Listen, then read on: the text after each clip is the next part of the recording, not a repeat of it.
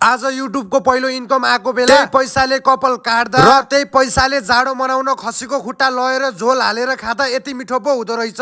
All right guys, all right. I hope सबैजना सन्चै हुनुहुन्छ होला। म पनि एकदमै सन्चै छु। आजको यो एकदमै चिसो बिहानीको सुरुवात चाहिँ चट्ट उठेर फ्रेस भएर म लागे कुकुरलाई एकछिन डुलाउन। हैन, यो चितवनमा मौसमले के गर्न खोजे हो भने महाकसम 7 दिन भइसक्यो यार, घामको अन्हार देख्न पाएन। घामको अन्हार देख्न नपाउनु त छुट्टै कुरा हो, झन् पानी परे जस्तो शीत पर्छ। गर्मी महिनामा 48 डिग्री पुग्ने चितवन जस्तो ठाउँमा पनि आजको मौसमले गर्दा त झन् 8 डिग्री सम्म आइपुग्यो। के हिउने पार्नी हो र भने यो कुरालाई साइडमा राख्दिम। मैले चट्टसँग खाना खाएर त्यसपछि स्यान्डी भाइलाई बोलाएर स्यान्डी भाइ र म लागे मेरो युट्युबको पहिलो इन्कम निकाल्न भनेर हजुरहरुको सामु भन्न त ठुलो रहर थियो नि। तर के गर्नु, युट्युबले अहिलेसम्म सुक्को पैसा पनि दिएको छैन। पैसा नदिनु त छुट्टै कुरा हो, झन् 21000 सब्स्क्राइबर पुगेको 1 वर्ष अगाडि हो। 21000 सब्स्क्राइबरमै अड्केको 1 वर्ष भइसक्यो। अहिलेसम्म 22000 सब्स्क्राइबर बनाउनै सकेको छैन। मैले टिकटकमा मात्रै नभएर फेसबुकमा, इन्स्टाग्राममा र युट्युबमा पनि भिडियोहरु हालिरहेको हुन्छु। त्यतातिर गएर नि फलो गरिदिनु होला। यतिकैमा कपाल काटेर सकेर घर गएर नुहाई धुवाई गरेर स्यान्डी भाइ र म लाग्यौं भण्डारातिर। आज भण्डारा चाहिँ किन आएको हो भन्दा फेरि मेरो टिकटकमा डान्स भिडियो नहालेको नि धेरै भइसकेको थियो, त्यसैले डान्स भिडियो बनाउन आएको। यो डान्स भिडियो चाहिँ मैले टिकटकमा अपलोड गरिसकेको छु। मेरो प्रोफाइलमा गएर फुल भिडियो हेर्नु होला। भिडियो बनाएर सकेर अझै खाजा घरमा गएर दिदीको हातबाट बनेको यो जाडो मौसमलाई तातो बनाउने चिकन झोल मोमो खाएर लाग्यौं हामी भण्डाराको एकदमै मिठो चिया खान। यदि हजुरहरु पनि चितवनमै हुनुहुन्छ र यो जाडो मौसमलाई तातो बनाउन चाहनुहुन्छ भने अझै खाजा घरमा आएर चिकन झोल मोमो र चिया खाएर शरीरलाई तातो बनाएर जानु होला भनेपछि फेरि फोकटमा सम्झेर नआउनु होला। आफूले खानु अघि चाहिँ फ्री हो, खाएपछि चाहिँ पैसा तिरी हो नि। यो कुरालाई साइडमा राखेर हामी सबैजना लाग्यौं घरतिर। घर पुगेर फ्रेस भएर म लागे यो जाडो मौसमलाई तातो बनाउने खसीको खुट्टाको रेसिपी देखाउन। सबभन्दा पहिला प्रेसर कुकरमा तेल तातो हुनेजेलसम्म तताउने, त्यसपछि काटेर राखेको प्याज र खुर्सानी हालेर मज्जाले रातो हुनेजेलसम्म फ्राई गर्ने। त्यसपछिको नेक्स्ट स्टेप भनेको काटेर राखेको खसीको खुट्टालाई प्रेसर कुकरमा हालेर मज्जाले चलाउने। चलाएर सकेपछि आफूलाई चाहिने स्वाद अनुसारको नुन बेसार हालेर मज्जाले चलाएर पानी हालेर प्रेसर कुकरको ढक्कन लाएर 4-5 सिटी लाउन छोड्दिने। यता सिटी लाएर भयो भन्ने बेला उतापट्टि कराईमा त्यसको लागि मसला बनाउन सुरु गर्ने। मसलामा के हाल्ने भन्दा फेरि चाहिँ कराईमा तेल तातेपछि प्याज हाल्ने, एकछिन भुट्ने, त्यसपछि अदुवा लसुनको पेस्ट हालेर मज्जाले चलाउने। चलाइसकेपछि टमाटर हालेर मज्जाले गलाउने। त्यसपछि अघि प्रेसर कुकरको खसीको खुट्टालाई निकालेर कराईमा हालेर मज्जाले चलाउने। तरकारी उम्लिएपछि स्वाद अनुसारको धनिया हाल्ने र नुन लागे कि लागेन चेक गर्ने। अब आफू त नम्बर 1 सेफ पर्यो, दोहोऱ्याएर मसला थप्ने त चलनै छैन। अब ग्यास बन्द गरेर खाना पस्केर लाग्ने खानालाई। अब खाना त पक्कै पनि हजुरहरुलाई सिकाउन नपर्ला नि। यो जाडो मौसममा शरीरलाई तातो बनाउने खसीको खुट्टाको मेरो आफ्नै रेसिपी लिएर आएको छु। हजुरहरुलाई कस्तो लाग्छ कमेन्ट गर्न चाहिँ नबिर्सिनु होला। र टेस्टको कुरा गर्नु पर्दा चाहिँ सदा चाहिँ एकदमै बवाल थियो। यति भन्दै आजको भ्लगलाई यही एन्ड गर्न चाहन्छु। अन्तिमसम्म हेर्दिनु भएकोमा धन्यवाद। Bye bye.